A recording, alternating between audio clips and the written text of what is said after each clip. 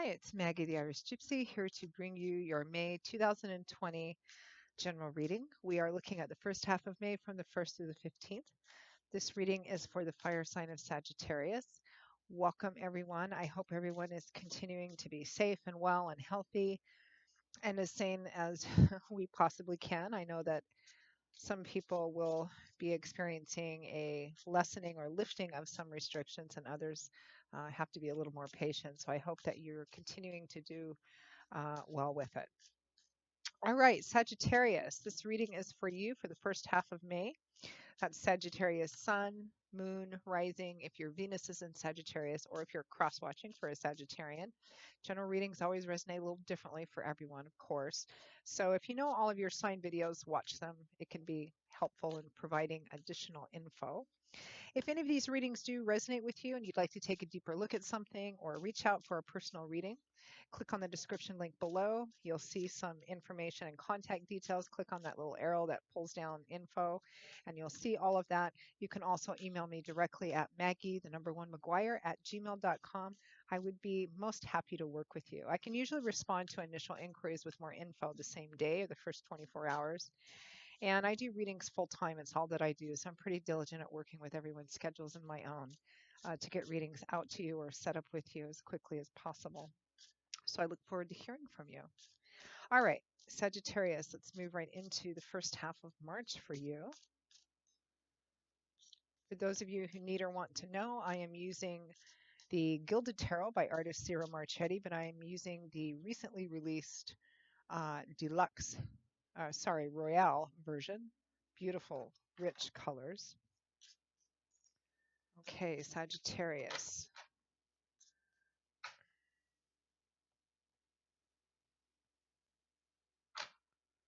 Okay, Sagittarius, we begin with the Knight of Cups, followed by the Ten of Pentacles. We have the Page of Cups, followed by the Devil. From the bottom of the deck, your overall energy for the first half of May is Justice.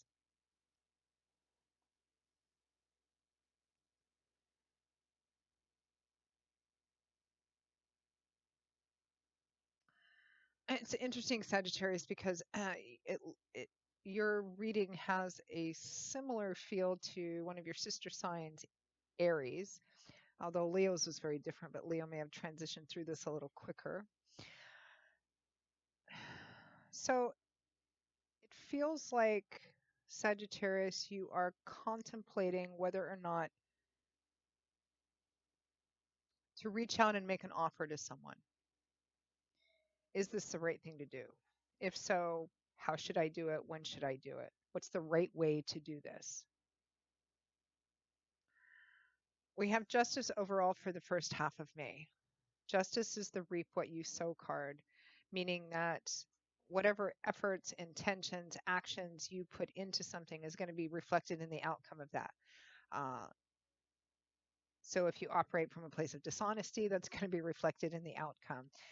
Cautionary advice with justice always is to operate with as much honesty, transparency as possible, the highest level of honor and integrity. This is about taking the high road. It's also about doing the right thing, making sure that the scales weigh out karmically even and fair, doing the right thing. What is the right thing to do? What is the right way to do it? Because that's going to be reflected in how this plays out and how it affects you. Let's clarify that justice really quickly, because it feels like there's some uncertainty here in how to go about doing something or even whether to do it, to make this offer. I mean, the Knight of Cups and the Page of Cups, loving little messages, an offer of love and support and encouragement. Do I make the offer?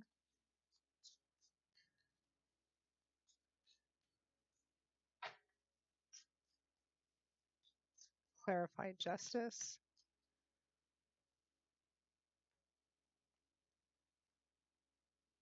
Yeah, the Two of Swords. So not really seeing the way, feeling stuck, not knowing whether to go left or go right. The Two of Swords can sometimes represent also that you have already a sense of what is right, some kind of spiritual or intuitive sense to what is right, which is often, when the moon shows up, some kind of deep inner stirring, subconscious, intuitive feelings. But the blindfold can represent that there's something you may not want to look at. Because if you do, then you'll have to address something. Sometimes this card can represent feeling stuck because there's a reluctance or a resistance to looking at something that's in front of you. So you keep the blindfold on so you don't have to acknowledge something and thereby take action on it. And the swords is governed by the element of arrows. So that represents what goes on in our heads: ideas, thoughts, perceptions, ideologies, words, truth, communication. I feel like some of you, because it clarifies justice, I feel like some of you already know what the right thing or the evenly karmically even equal thing is to do, like what the right thing is to do. I feel like a lot of you already have some sense of what that is, but you may be telling yourself that you don't know, or telling yourself that you're stuck, or feeling like you're stuck, or just not willing to look at what that thing is because it requires something of you that maybe makes you uncomfortable or scares you or something of that sort. So we have here I'm actually going to read these like in a little bit different way. I mean, all of the cards in the spread kind of affect each other, but how I do this, I usually read top to bottom and then the next column. But here, something else is calling to me. We have the Knight of Cups and the Page of Cups next to each other. Cups is governed by the element of water.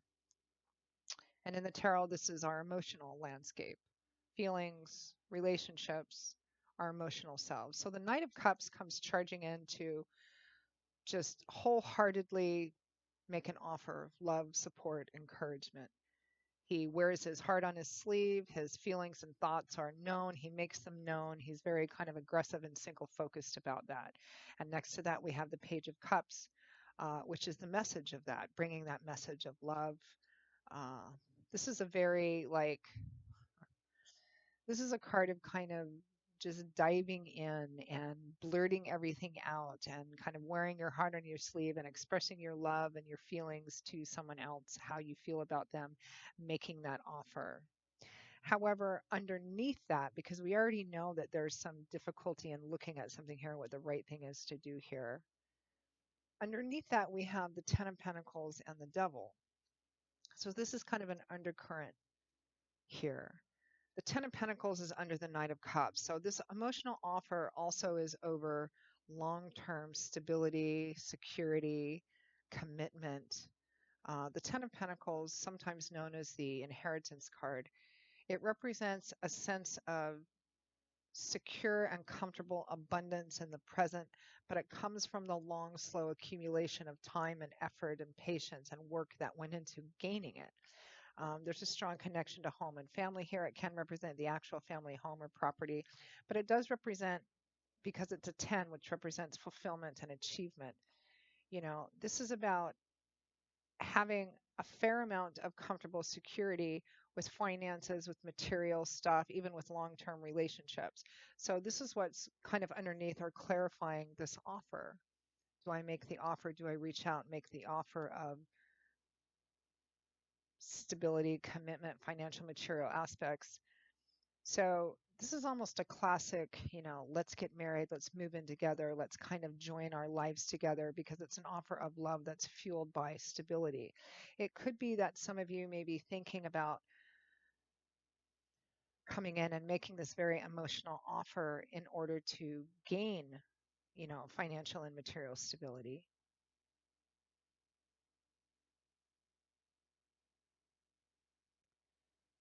But we have the Devil here, which represents profound instability, can represent addictions, unhealthy cycles and patterns.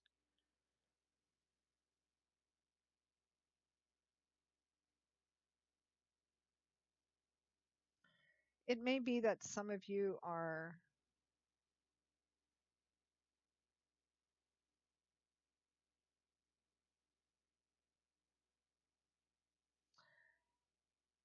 it feels like, which was similar to the Aries reading, it feels like a lot of you are worried, perhaps deeply worried about the stability and security of your home and family, maybe finances and material issues, maybe the family home and property itself. There's a lot of unknown, unstable energy here. Even though it feels like on the surface you may be receiving messages and offers, that everything's going to be okay, we'll help you get through whatever it is, or everything's going to work out fine in the end. But for you, it feels like there's some profound fears and insecurities about the actual practical stability of your life, your home, your family, and feeling stuck and not knowing exactly which way to go or how it's going to work out.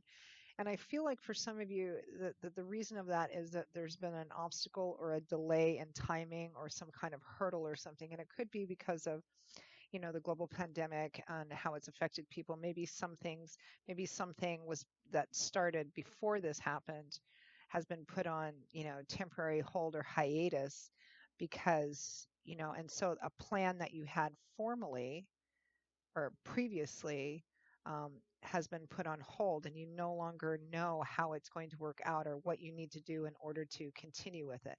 This could be, and it has something to do with home and family or some combination of that, your family, your home, your property, your job, your life. It could be, perhaps you were in the process or beginning to refinance your home before this happened, and something's been put on hold or on standby. Perhaps you were wanting to move from one house to another, from one not job to another, because I feel like there was something in place previously right before all this shutdown happened, and then because of that, the way towards that goal or whatever it was that you had planned, the way is no longer clear. Are we still going to do it? Are we still going to do it in the same time frame? Is this going to still happen? And like on the surface, you're keeping a brave face on it, and you're also hearing that, this is going to work out one way or the other, but it's unclear as to why. Like the details are kind of escaping you, and you want to know what they are because it feels like you're stuck. You're not quite sure which way to go or what the right thing is to do, or what kind of preparations to begin making, or things of that sort. Because I feel like the instability, this profound instability, because I feel like that's what this devil card represents next to the Ten of Pentacles. It can be,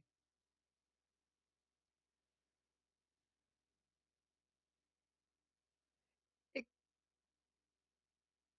it could be that you have an issue, Sagittarius, with being,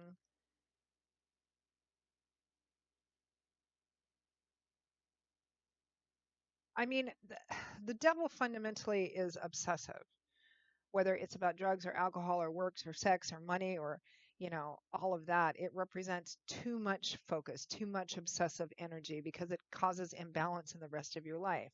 And it's about the Ten of Pentacles. Perhaps you are a person for whom like the financial and material home aspect of your life is incredibly important, and you have kind of like this obsessive energy about it, and you're really worried about this. You're not quite sure which way to move forward on. Let's clarify this devil card.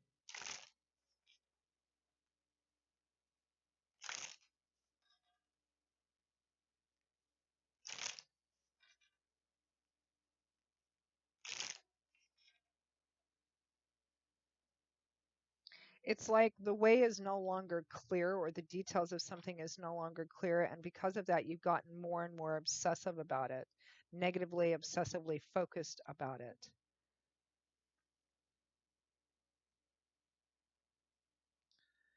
So we have the Ten of Wands, which is a burden, but it's coming to an end because it's another 10 here, a long held burden. Something is cycling to a close.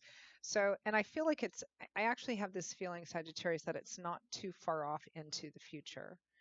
Um, Whatever this negative energy and worry and stress and up and down stuff about whatever this issue is, whether it's moving, relocating, a new job, some combination of all of that, something that really affects your financial and material life and thereby your family life. It's almost at an end. The Ten of Wands represents that this cycle is coming to an end. It's been very heavy and very burdensome, but it feels like it's coming to an end. And right behind that was also the Queen of Pentacles, which is something that represents that it's coming to an end, and you are going to have that stability on the other side of this. Let's pull an advice or guidance card.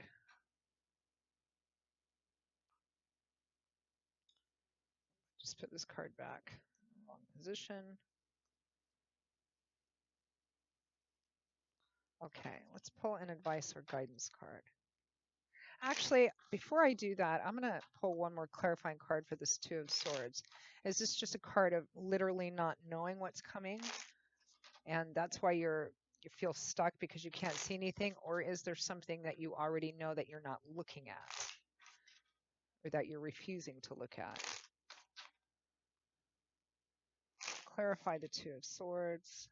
Clarify the Two of Swords.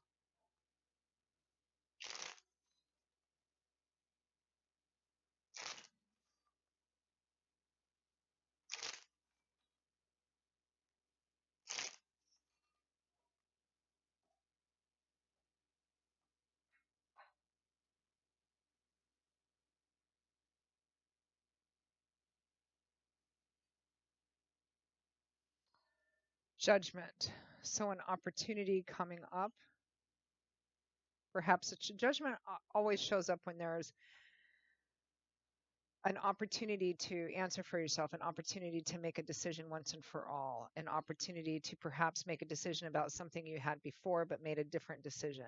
The Seven of Wands is after that, and then death. It's it it so Sagittarius, this feels like, okay, just to recap really quick. It feels like you had some plan. There was something that was planned perhaps right before everything kind of shut down. And a lot of things I know were put on hold or canceled or delayed because of everything that's happening in the world today with the pandemic. It's put a kibosh on something that you had planned, kind of scheduled, planned out. It has something to do with financial, material issues, your home, your property, new job, moving, relocating, or a combination of all of those things. Something to do with refinancing your home, something to do with that earth energy area of your life, which also affects your home and family. Unlike Aries, I think Aries was more, like relationship, specific relationship oriented. So there's that. So things are on hold or delayed, or the way is no longer clear. It feels like what you're afraid of, it feels like you're afraid that this might turn out to be a plan that's not supposed to happen, or that's going to be taken away from you, or that choice is you're not going to have that choice, and that what you had actually planned isn't going to happen. And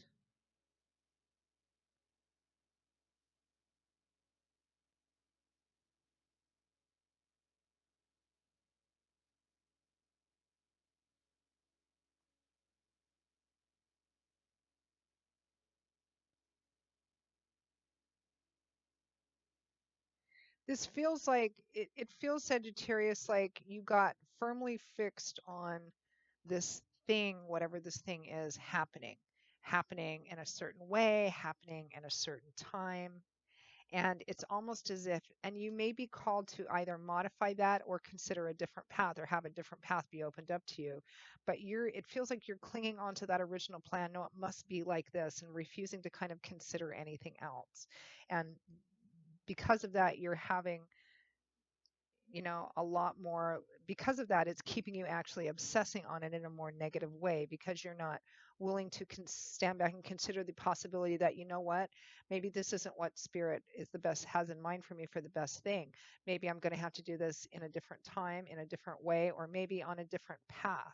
And so the challenge is in like being able to open yourself up and be more fluid about how this is actually going to play out, because I see that it's going to end up working out well for you. So now let's pull some advice or guidance cards.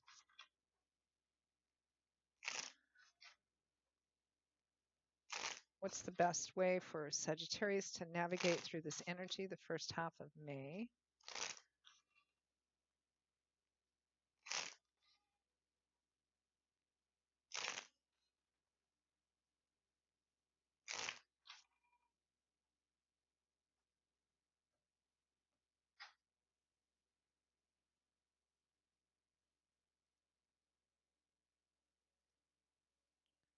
Strength, which is about facing your fears, your doubts, your insecurities, the idea that either maybe this isn't going to happen, or maybe it's something different needs to happen, or maybe it's going to happen in a different way at a different time.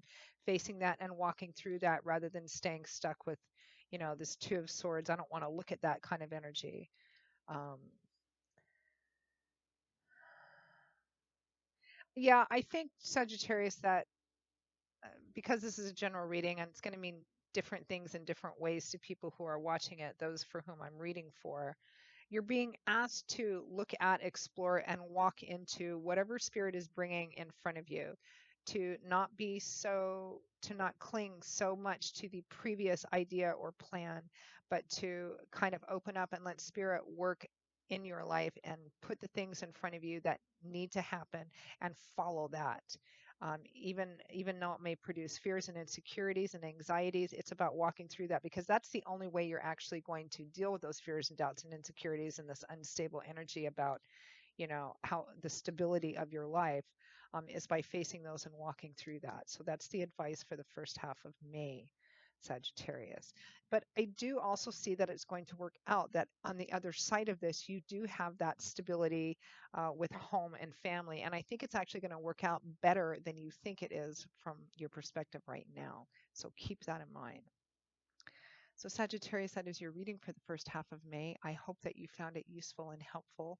If it resonated with you, or if any of the readings do, and you'd like to take a deeper look at something or reach out for a personal reading, just click on that description link below, click on that little arrow, and you'll see some info and contact details. And of course, email me directly if you want at Maggie, the number one McGuire at gmail.com. I will see you all in a couple of weeks for the May mid-month readings. Until then, I wish you joy, love, and peace, and health and safety as well. And I hope to see you back here again soon. Take care. Bye bye.